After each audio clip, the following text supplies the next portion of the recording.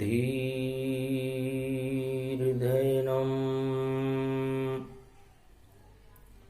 श्रवणपटे यतिवरा महावाक्य जनार्दन सच्चिदानन्दत्वं शरणं ब्रजेश। यादवेन्द्रं दयादाता पुंडरीक्षा क्षीरसागरशयनं कमलनयनं नमस्तुते नमामि श्रीहरि। धैर्य से जिसको धारण किया जाता है, कर्णपटुओं से जिनका पान किया जाता है, ऐसे सच्चिदानंद भगवान श्री यादवेंद्र सरकार को मैं नित्य ही चिंतन करता हूं, नमन करता हूं। जिनको नमन करने से मंगलादि मंगल तो हो ही जाते हैं, साथ ही में बहुत बड़ा बल मिलता है मनुष्यों को।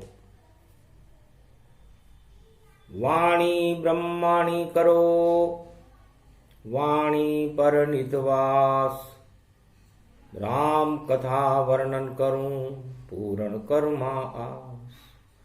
अमोघ शक्तिम सर्वशक्ति जगदम्बे महालक्ष्मी, अर्धंगति दावती झांवती झनकती जमुना।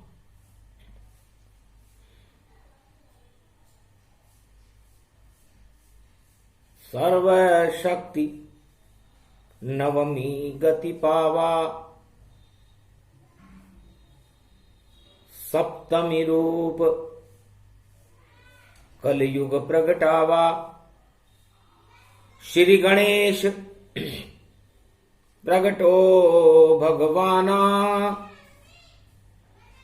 कलयुग का करो नव निर्माणा। सप्तऋषि अब करे प्रार्थना, विजय करो अब घट स्थापना। नया सवेरा नया दौर और नव युग कलयुग आए, दसों दिशाओं में और ईश्वर शक्ति प्रगटाए। एकता सूत्र में बंध जाए ये सारा जगत जहां जानो, ऐसी शक्ति दो भारत को और कल की अवतार प्रकट मानो। ऐसी होली खेले अब हो दानवता का अंत, दसों दिशाओं में देखो सब जपे नाम भगवंत। सप्तऋषि हिमालय पर भगवान से प्रार्थना कर रहे थे। बुधवार का दिन था। श्री गणेशाय नमः, लंबोदराय नमः, एकदंताय नमः। ओम कमल नयन भवजोर, निर्बल भय व्यापे नहीं जिनके नवल किशोर। चरित्र शिरोमणि घोरी पुत्रम, दधि दोषं दधिटार। हरे स्वप्न जंजाल प्रभु महाकाल के काल। गाल दबाएं दुख दरिद्र सब, देही सनहूं रिद्धि सिद्धि सब। प्रगट की न भव भांति प्रभाऊ, गणपति तुम सम नहीं गण राऊ। गण गणेश ईश्वर कर स्वामी, घट घट जानत अंतरयामी। जो निर्लेप विघ्न बहु बाधा, तुमरे नाम हो वहीं सब आधा। मर्यादा राखे त्रिपुरारी, सकल सिद्धि गणपति निहारी। गिरजा सुवन शंकर ही पूता, सकल सपूत नाम गणपूता।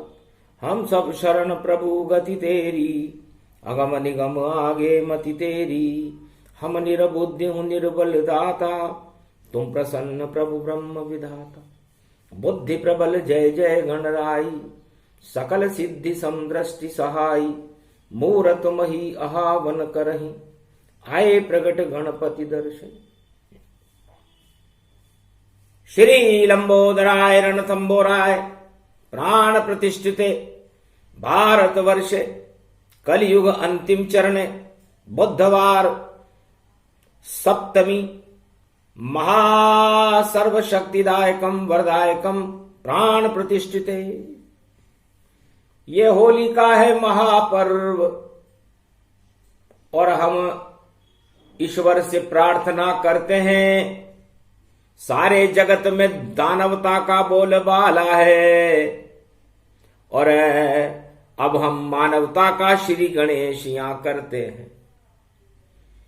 जब गणपति ने सुनी संतों की करुण पुकार तो सामने प्रकट हो गए और सुंदर छवि अपार। मूषक वाहन विराज कर गणपति प्रकट दिखाए।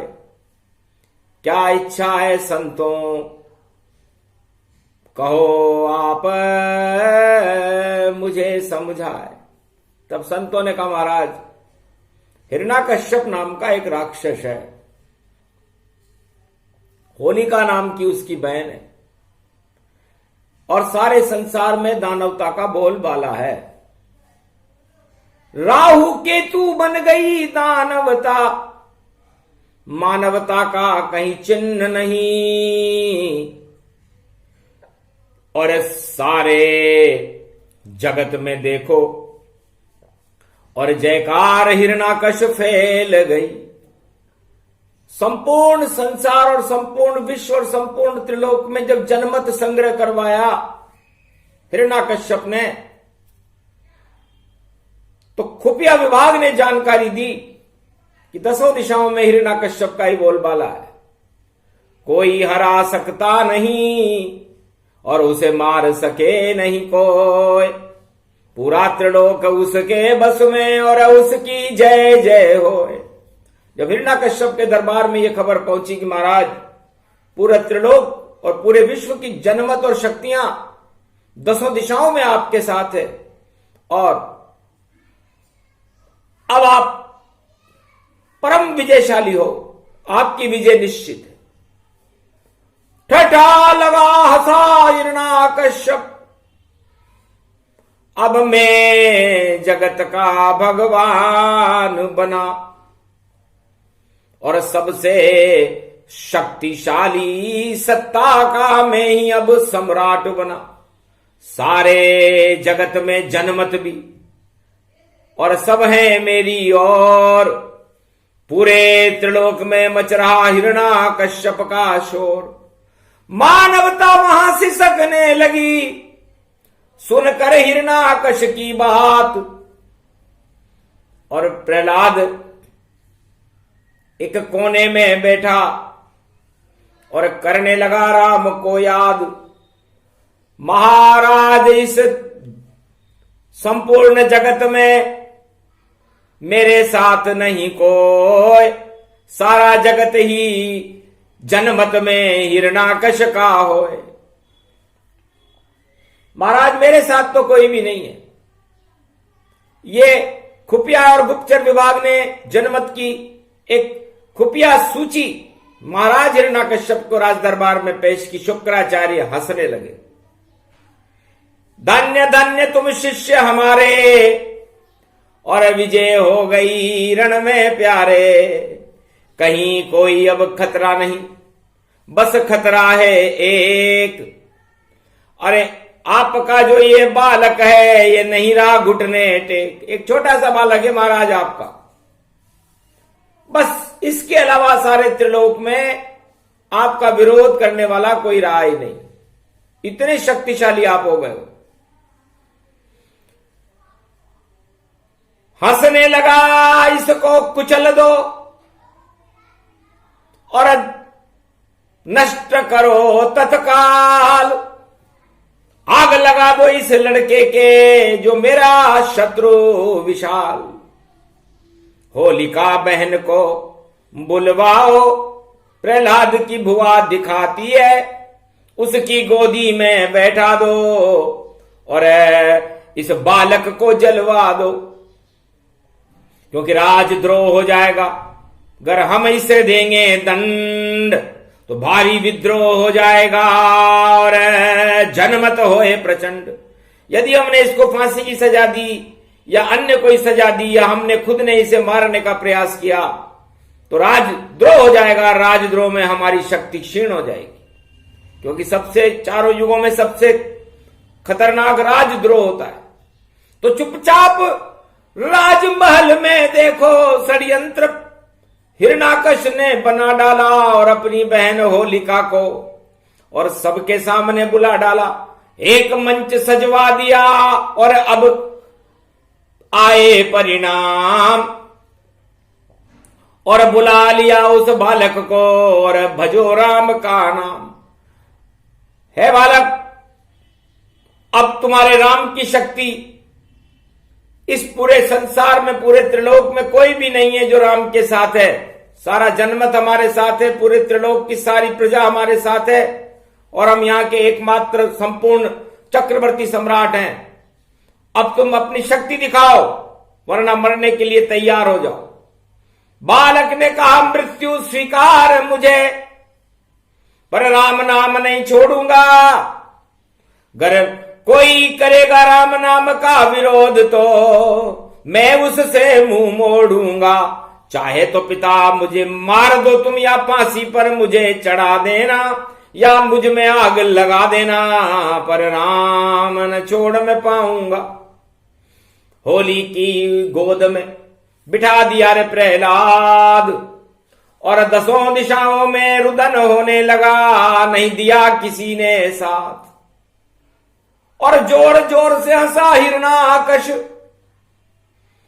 और राम नहीं आवेगा। गर राम यहां आवेगा तो वह राम भी मारा जावेगा, क्योंकि हमको वरदान ब्रह्म का हमें कोई मार नहीं सकता है और त्रिलोक में नहीं कोई ऐसी सत्ता जो हमें झुका ही सकता है। तो सारे ही परिणाम 10 दिशाओं से मेरे पक्ष में आए, पर बालक तो जपने लगा राम नाम, बिल्कुल नहीं घबराए। महाराज आपकी बुद्धि छोटी और ये जनता साथ सब छोड़ेगी और सत्ता नहीं मिलेगी आपको और जनता मेरे पीछे दौड़ेगी। एक प्रहलाद ही काफी है इस भारत के माय। अरे सत्ता तुम्हारी तानाशाही और तुम्हें सत्ता सहित हटा दिया जाए। सत्ता सहित ही हट जाओगे पिताजी, क्यों राम से संघर्ष करते हो? तब कहा हंस करके, कल 10वीं है और अष्टमी दुर्गा प्रगटावेगी और कलयुग में भी होलिका अष्टमी और होड़ा अष्टक लावेगी। इस अष्टक में जब कष्टक है और मस्तक रूप दिखावेगी तो सब परिणाम सामने आवेगा और पाप की होली जल जावेगी। तो पाप की होली जलेगी। बोला भक्त प्रहलाद, अरे कोई नहीं जनमत तुम्हारे साथ में और हम बुलाएंगे राम रघुनाथ। तो राम राम राम राम राम राम जपने लगा और देखो भक्त प्रहलाद अश्वना नाम की किरण का और हुआ ब्रह्म में नाद। होलिका ने भी अपनी शक्ति और अग्नि स्वरूप प्रगटाया है। दोनों की शक्ति टकराई, वहां प्रहलाद नहीं जल पाया है। अरे हार गया वो तानाशाह जो हिरणाकश तनमान और पता नहीं चला विजय हो गई। देखो भक्त प्रहलाद, तो ऐसी शक्ति राम में और निश्चित ऐसा हो। आखिरी होली है दानवता की, प्रहलाद जला सके नहीं को, इसलिए आखिरी होली है और प्रहलाद को जलाना असंभव है। सत्य की विजय होगी और असत्य पराजित होगा, यह निर्णय कर दिया। तो सकल सुकीन प्रगट बल जाकी और धर्मशील वे भव बलवा की। 10 डोरा दिन कहे और मंगल मुहूर्ति जान, सकल सृष्टि संसार में और जानत दिव्य महान। जब तूफान मचा हिरणाकश का और नाम दृष्टि दर्शाने लगा, और राम नाम की विद्या पे और आघात वहां पहुंचाने लगा। हिरणाक्ष और हिरण्याकश्यप दोनों भाई थे। उन्होंने अवरुद्ध कर दिया धर्म का, संपूर्ण देवताओं को विध्वंस करके केवल राक्षस जाति का उत्थान करने के लिए हिंसा पर विश्वास किया, और चारों तरफ हिंसाओं का दौर होने लगा। बम की बरसात होने लगी, अराजकता फैलने लगी, और मानव को दानवों ने कुचलने का निश्चय कर लिया। उस समय बड़ा अवरुद्ध था, संपूर्ण विश्व में त्राही त्राही मच रही थी। उस समय होलिका नाम उस दैत्य की बहन थी, जो वस्तु थी प्रहलाद नामक बालक, उन्हीं के परिवार में था। यह भगवान की देन है कि प्रकृति का आधारभूत होता है। इसका विस्तार बहुत बड़ा है, लेकिन भगवान शंकर सूक्ष्म में समझा रहे। जन्मे खुद प्रहलाद यहां हिरणाकश के वंश, अच्छाई भी जन्मती यही नाम नरवंश। जहां होती है बुरा वहां अच्छा होता, और अच्छा हो वहां बुरा होता। दोनों के मिश्रण होते हैं, क्योंकि मिश्री में बांस फंसा होता, तो मिश्री में हमेशा बांस फंसा रहता है। इस तरह जहां अच्छाई है वहां बुराई है, और जहां बुराई है वहां अच्छाई निश्चय। इन दोनों का विभाजन कोई नहीं कर सका। जैसे दूध, पानी का दूध में पानी और पानी में दूध, लेकिन वास्तविकता का मूल्यांकन आप मावे को बनाकर देख लो, इसमें भी पानी की मात्रा कभी घटेगी नहीं। उसमें आप कितना भी सूक्ष्म कर लो, लेकिन घृत नाम का पानी तो आखिर में सामने आ ही जाएगा। इसलिए निर्णय जो होने वाला है मानवता और दानवता का, वो कल होगा, घृत के समान होगा। जब वस्तु स्थिति में हिरण्याकश्यप दैत्य ने ऐलान कर दिया कि अब मेरे शासन में कोई राम का नाम नहीं लेगा, अच्छाई का कोई काम नहीं करेगा, जो मानवता से दानवता में बदलेगा वही मेरा अनुयायी होगा। क्योंकि मानवता के 4 लक्षण होते हैं। नाम दया व्रत परहित कर उपकार, इनके सम संसार में धर्म न कोई विचार। सियावर रामचंद्र शंकर। दूसरों के हित करे, दूसरों पर दया करे, और संपूर्ण विश्व का कल्याण करे। ये 3 श्रृंखलाएं हैं। चौथा ईश्वर का चिंतन करें। ये 4 बातें धर्म की चारों युगों में प्रमुख होती है। बाकी धर्म नाम की कोई वस्तु संसार में नहीं है। ये 4 बातें जिसमें न हो उसे न राजा माना जा सकता, न उसकी बातों को धर्म माना जा सकता। सब जो इन 4 बातों को न माने दानव है इस संसार में। मानव धर्म वही है जिसमें इन 4 बातों का मिश्रण हो। इसके लिए पुष्टि तुलसीदास जी ने भी की। परहित सरिस धर्म नहीं भाई, पर पीड़ा सम नहीं अधमाई। यानी दूसरी आत्माओं को कष्ट देने के समान कोई अधर्म नहीं, कोई दानवता नहीं, और दूसरों को दुख देने के समान कोई मानवता नहीं। ये सोच करके हिरण्याकश्यप राक्षस ने अपनी कूटता का परिचय दिया, राजनीति फैला दी और ऐलान करा दिया कि परिणाम हमारे पक्ष में है और हम विजय हो रहे हैं। अध्यादेश जारी कर दिया लोगों में कि जो राम नाम लेगा कोई तो मृत्यु दंड पावेगा। ईश्वर का यदि प्रचार करे तो नाम जेल दर्शावेगा। ईश्वर पर यदि प्रचार करे तो नाम जेल दर्शावेगा, या फिर फांसी पर उस मानव को और राजा खुद ही चढ़ावेगा।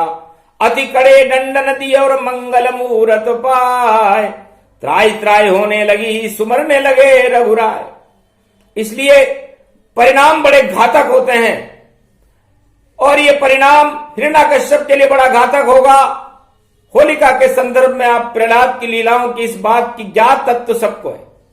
वाणी केवल चारों युगों में उन बातों को बताती है जो अज्ञात तत्व हैं, जो संसार में किसी शास्त्र में लिखे नहीं हुए, इसी ऐतिहासिक शास्त्र या पुराण में नहीं मिलते। इस बात का उदय काल करती है वाणी। इसलिए वस्तु स्थिति 10वीं डोरा किसको कहते हैं? 10 बड़ा महत्वपूर्ण अंक है, और जब 10 फंस जाता है तो रावण से पूछो 10 मुकुट लगा रखे थे उसने।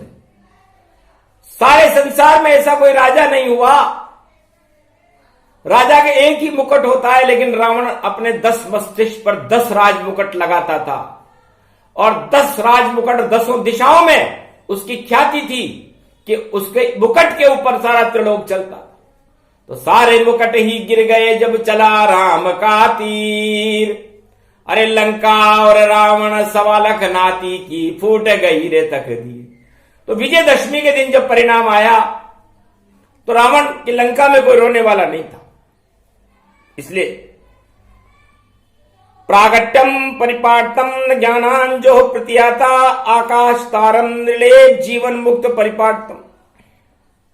जब हिरण्यकश्यप दैत्य और कयादु माता ने प्रहलाद जी को समझाया कि बेटे किसी मसकने के कहने पर तुम राम नाम क्यों लेते हो, लड़कों की गलत बातें क्यों सिखाते हो, अपने पिता के पक्ष में प्रचार करो, तुम युवराज हो भारत के, क्योंकि वो सारे 160 मुल्कों के चक्रवर्ती सम्राट है तुम्हारे पिता हिरण्यकश्यप। अगर उनसे विरोध करोगे तो मुश्किल हो जाएगी। तब माता ने कहा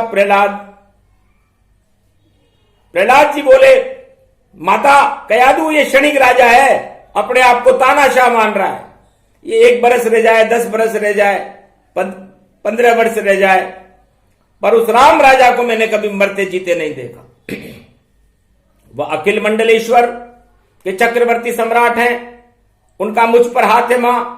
आप चिंता न करो, परिणाम मेरे पक्ष में आएगा, इस तानाशाह के पक्ष में नहीं आएगा।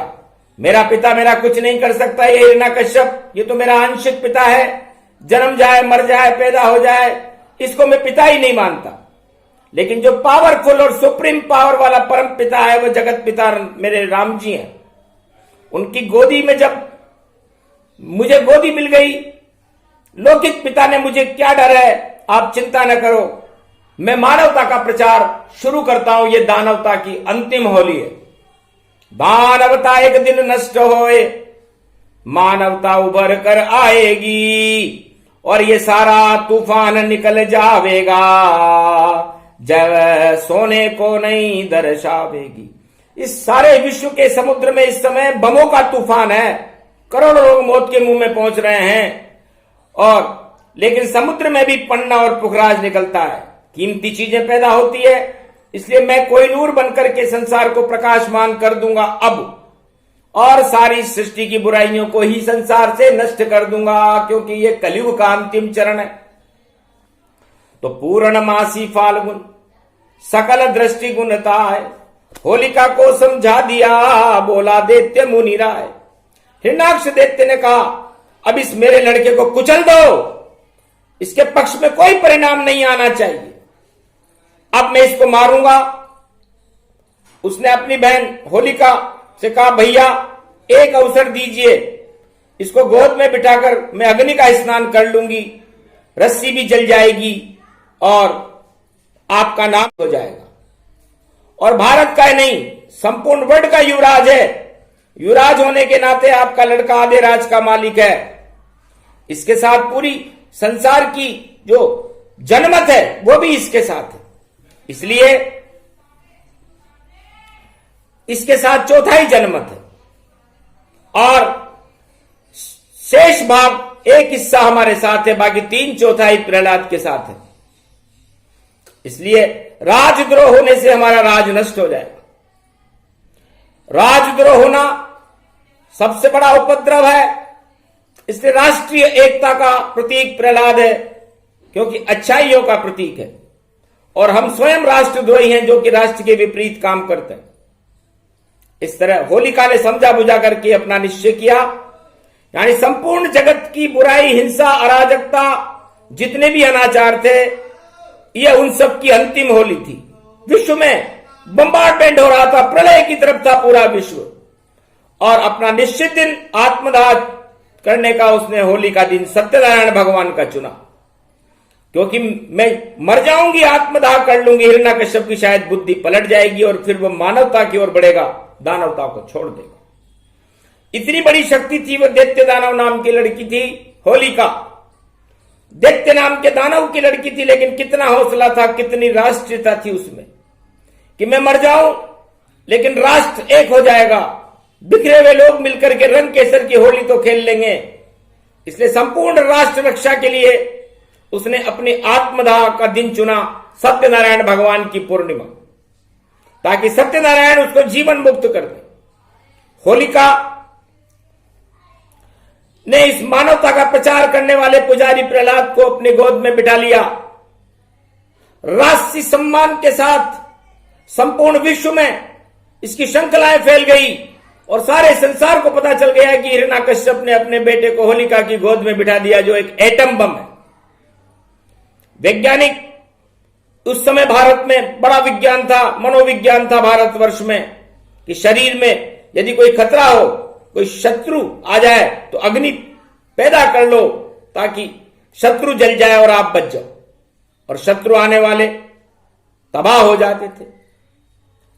इतना वैज्ञानिक अभी नहीं है जितना सतयुग में था। विल पावर तेज कर लिया सूर्य की किरणों के बलबूते पर, और प्रहलाद बालक था, उसको गोदी में बिठा लिया। पर प्रहलाद का विल पावर होली के विल पावर से भी ज्यादा था। तो राम नाम की भक्ति से योग ब्रह्मांड चढ़ाए, सुषमा नड़ी की बूंद से तेज गयो प्रगटाए।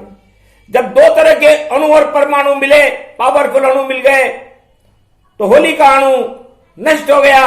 और प्रहलाद को सपने में भी ज्ञान नहीं था कि उसके अंदर इतने अणु हैं। गोदी में बैठकर उसने सूर्य का आकर्षण किया, उसने राम जी का ध्यान किया, और ब्रह्मांड में दोनों वैज्ञानिक तत्व जब पैदा होने लगे तो प्रहलाद के अंदर ज्वालाओं के अणु फूट पड़े और होलिका का अणु छोटा पड़ गया, और छोटे पड़ते ही होलिका जल गई और प्रहलाद जी हंसते कूदते बाहर आ गए। मानवता की विजय हुई और दानवता की बड़ी हार होने वाली है। जय श्री राम कहने लगे, मंगल मूर्ति पाए, अजय हुआ ये तब से होली का रूप सहाय। और राष्ट्रीय एकता का एक नगाड़ा बजा। हिरण्याकश्यप दैत्य ने कहा कि प्रहलाद मारा जा चुका है। उसने घोषणा कर दी परिणाम आने से पहले ही, और विजय घोषणा कर डाली कि प्रहलाद मर गया है देखो, और होलिका की विजय बता डाली। पर उल्टे आया परिणाम, वहां जली होलिका ताय, और प्रहलाद तो बच गया, हारा हिरण्याकश्यप जाए। अब राष्ट्रीय एकता का बिगुल बजाया जाए। उधर मानव ने भी वस्तुस्थिति मानवता सिसकने लगी। ऐसा न हो कि हम हार गए। दूसरे दिन पता लगा, इसलिए धूलंडी नाम का जो त्योहार होता है वो राक्षसों का त्योहार था। संपूर्ण वर्ल्ड में एक ही न्योछावर था कि मानवता नष्ट हो गई है और दानवता का खेल तमाशा कीचड़ राक्षसी विद्याओं से खेलने लगे, मदपान करने लगे, सुरा सुंदरियों का नाच होने लगा, राष्ट्रीय ठाट बाट से होली मनाई जाने लगी सतयुग में। और उसके 12 दिन बाद पता लगा कि प्रहलाद जी जीवित हैं। इसलिए दो त्योहार मनते हैं, एक नहान मनती है और एक होली मनती है। लेकिन वास्तविक त्योहार प्रत्यक्षतः होली जलने के दूसरे दिन है, जो कि देवताओं ने आसमान से केसर की वर्षा की, क्योंकि उन्हें बहुत बड़ा ज्ञान और का प्रतीक था। संपूर्ण राष्ट्रों में वस्तुस्थिति छा गई। लेकिन ये 10वीं डोरा इसलिए बनाया गया है, 10 का अंक बड़ा महत्वपूर्ण है, क्योंकि कयादू रानी में जब ये खबर लगी कि मेरा लड़का जी गया और होली का जल गीता है, उस दिन मालूम पड़ा रणवासे में जाए। जब रणवासे में खबर पहुंची कि आपका लाल तो जगमगा रहा है, पृथ्वी का कोई नूर हीरा बन गया, विजय हो गई उसकी, और तानाशाह राष्ट्राध्यक्ष हिरण्याकश्यप आपका पति हार गया, वो संपूर्ण वर्ल्ड का मालिक बन गया है आपका लड़का, सारी जगह खुशियां मनाई जा रही है, सारे परिणाम उल्टे हो गए, केसर रोली और मालाओं से उनका स्वागत किया जा रहा है। जब इस तरह स्वागत होने लगा तो शीतलता आ गई। आज सप्तमी का दिन है और शीतला अष्टमी की पूजा कल होगी, यानी कल अष्टमी होगी, यानी दानवता नष्ट होने का पहला दिन शीतला अष्टमी थी। उस दिन दानवता और हिंसा संपूर्ण विश्व में नष्ट हो गई थी और ऐसा कलयुग में भी होकर रहेगा। तो होली के और प्रहलाद जी के जिंदे रहने थे, लेकिन दानवता का शीतलापन, लेकिन समय नहीं था, सबको क्लेश पहुंच रहे थे कि कौन हारा कौन जीता। इसलिए ठंडा बासी भोजन ही खाए सप्तमी तार, अरे शीतला सप्तमी सेड़ी सात और मन रही भारत आए, इसलिए सबको ठंडा खाना पड़ा। आपत्ति काले धर्म नास्ती, किसी ने गर्म भोजन नहीं किया, क्योंकि परिणाम प्रहलाद के पक्ष में आया था और तानाशाह राष्ट्राध्यक्ष हार चुका था। इसलिए शीतला अष्टमी यानी दुर्गा अष्टमी मनाते हैं भारत में, स्त्रियां मनाती हैं। दुर्गा का मतलब दुर्गति नष्ट हुई, सदगति प्रारंभ दिखाते हैं और 10वीं डोरे का मतलब है एकता सूत्र पहनाते हैं। तो कल 10वीं डोरा बड़ा महत्वपूर्ण होगा। ये किसके गले में डलता है? ये भगवान राम की कृपा पर है। वहां तो प्रहलाद के गले में डला था। जब विजयदशमी की हिरण्याकश्यप ने पॉपुलेशन का मूल्यांकन किया तो सीबीआई और गुप्तचरों ने रिपोर्ट दी राष्ट्र की क्या हालत है। तो विजयदशमी को सुबह सुबह प्रभात काल होते ही रिपोर्ट मिली, महाराज आप चुनाव हार चुके हो, जनमत आपके पक्ष में नहीं है, 99% नहीं 100% प्रहलाद के पक्ष में है और दानवराज हिरण्याकश्यप के पक्ष में हम भी नहीं है। राजद्रोह हो गया, आर्मी बदल गई, संपूर्ण विश्व बदल चुका है, अब आप केवल इकल्ले हो। इसलिए इसको राष्ट्रीय एकता सूत्र भी कहते हैं। सबने कच्चे धागे का डोरा बनाकर स्त्रियों ने इसकी शुरुआत की, इसलिए इसको विजयदशमी भी कहते हैं कि राक्षसों के ऊपर, संपूर्ण दानवों के ऊपर प्रहलाद जी की मानवता की विजय हुई। बोलो यादवेंद्र सरकार की, बोलो राघवेंद्र सरकार की जय। तो विजयादशमी द्वादशम परिपाटतम हृदय दयादात्वा। और उस दिन हिरण्याकश्यप की बहन को मरे हुए 10 दिन हो गए थे, तो बुराइयों को नष्ट होने का 10वां दिन था और होलिका का 10वां भी था। तो संपूर्ण बुराइयों को नष्ट करने के लिए कच्चे धागे में 5 गुण होते हैं। जब होलिका जलती है उसके 10वें दिन हस्त नाम का नक्षत्र होता है, चित्रांकन नाम की सूर्य की किरण होती है, यानी ये दोनों इस मकर के सूर्य में इसी दिन मिलते हैं। इस दिन अगर कच्चे सूत का धागा कोई भी बांध ले और 12 महीने अनेकानेक छुआछूत के रोग, कैसा भी कोरोना हो या किसा भी रोग हो, क्षय हो, कैंसर हो या कोई सा भी रोग हो, वो हट जाता है अपने आप में। इस दिन एक प्राणवायु पैदा होती है सूर्य में। स्त्रियों को जो बाहरी रोग या आक्रमण नहीं करते, प्रेत आत्माएं नहीं सताती, भूत बाधा नहीं सताती, घर में दरिद्र नहीं रहता, सब तरह से मानसिक शांति बनी रहती है, ग्रह कलह नहीं होते, यानी हजारों लाभ की जगह नुकसान कुछ भी नहीं, इससे लाभ ही लाभ है। यह एक तांत्रिक प्रयोग था सतयुग में, यह कलयुग में भी मनाई जाती है होली दशमी, दस्ते डोरा, यानी संपूर्ण श्रृंखलाओं में यह परंपरा चली आ रही है, जिसको कहते हैं होली द्वादश, यानी होली दशमी के दिन प्रतिभूतानि परमात्मा। प्रहलाद जी ने संपूर्ण विश्व के 10,000 तरह के मत मतांतरों को मिलाकर सनातन धर्म का निर्माण किया। राम नाम की जयकार सनातन धर्म का झंडा लहराने लगा और सबसे पहले उनकी माता कयाधु ने 10वीं डोरा और कच्चे धागे का डोरा प्रहलाद जी के गले में बांधा, स्वयं के गले में बांधा और पूरे परिवार की शुभकामनाएं प्रारंभ हो गई थी। शुभ कार्य का पृथ्वी पर प्रारंभिक दिन था, इसको होली दशमी कहते हैं, दस्ते डोरा कहते हैं। इस तरह से समस्त अपराध और मानवता को नष्ट करके प्रहलाद जी ने अमर कर दिया और उनका बड़ा शुभ दिन क्या होगा। इसलिए स्त्रियों में ज्यादा परंपरा इस होली दशमी डोरे की होती है, क्योंकि कयाधु पूरे त्रिलोक की महारानी थी, सारी स्त्रियों को राजी बेराजी इस तरह मनाना पड़ा। तो ऐसे मनी थी होली का, देखो सतयुग माय, अरे दानवता हार गई, हिरण्याकश हार गया और विजय प्रहलाद दिखाए।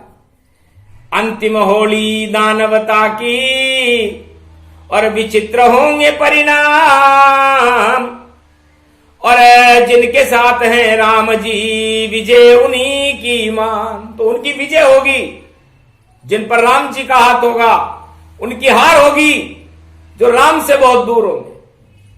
अब फैसला स्वयं ही कर लेना कि कौन विजय हो पावेगा। अरे कलयुग की ये राजनीति, ये तो राहु केतु हो जावेगा। तो राहु और केतु ये इस समय सारे विश्व की राजनीति का खंबा है। सतयुग में, त्रेता में और द्वापर में तो जिस तरह सूर्य के 7 ग्रह चक्कर लगाते हैं, तो सप्त रंग का इंद्रधनुष 7 ग्रह सूर्य के पास रहे।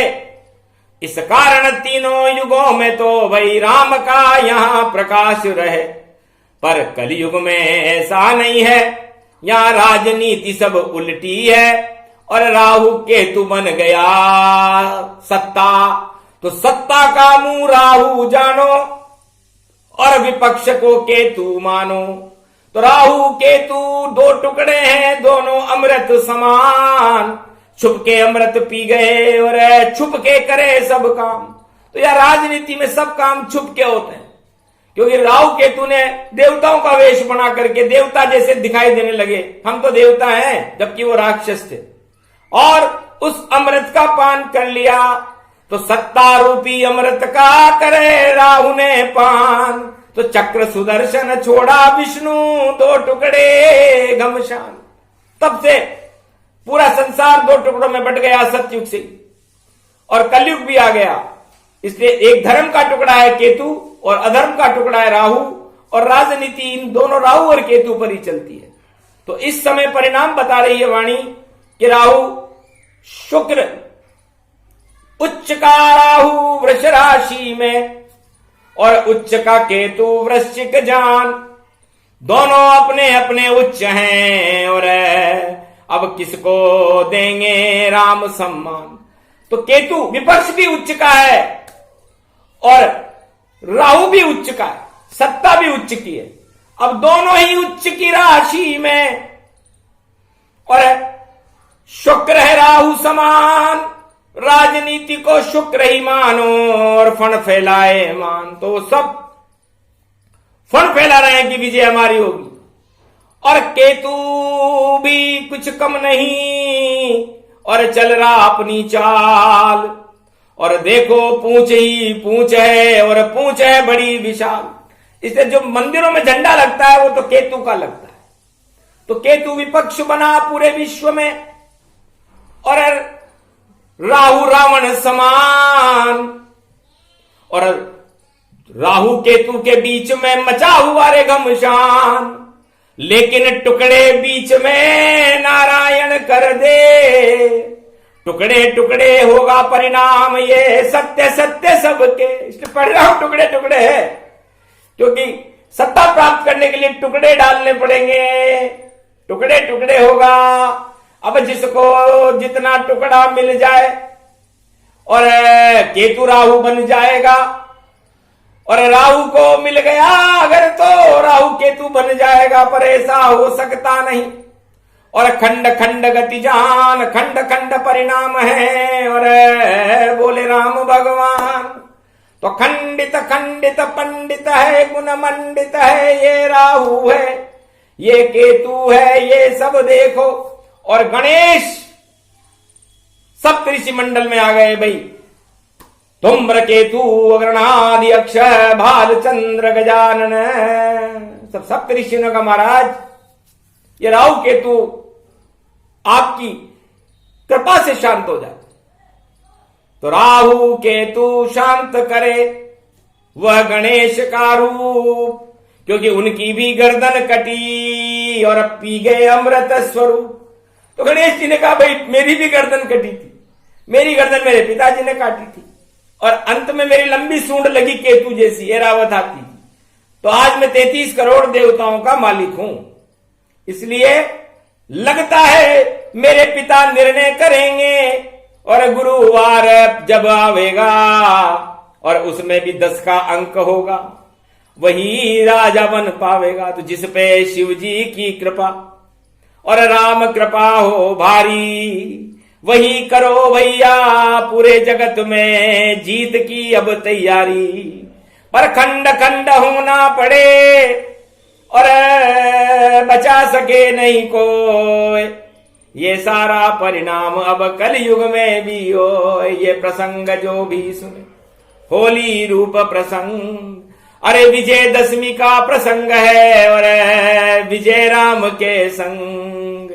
मानवता कल्याण हो, दानवता हो नष्ट, पूरे विश्व में शांति होगी और हट जाएंगे कष्ट। नया सवेरा नई शक्तियां और पूरे विश्व प्रगटावेगी, और मानवता के साथ चलो तो मानवता विजय दिखावेगी। एकता सूत्र में बंधना सब जैसे 10 में सारे एक, शून्य शून्य है दानवता और ईश्वर होगा एक। सारी दानवता तो शून्य होगी 10 में, और मानवता एक सूत्र में बन जाएगी। ये मानवता का एकता सूत्र का पाठ भगवान गणेश जी ने सप्त ऋषि मंडल में हिमालय पर सुनाया, सुने सुनाए जो इसे। एकता जागृत होए, करो एकता मानवता में, तो दानवता क्षय होए। बोलो जय श्री राम, जय प्रहलाद, जय श्री कृष्ण, जय गणपति नाथ की जय। बोलो भगवान शंकर महादेव कैलाशपति की।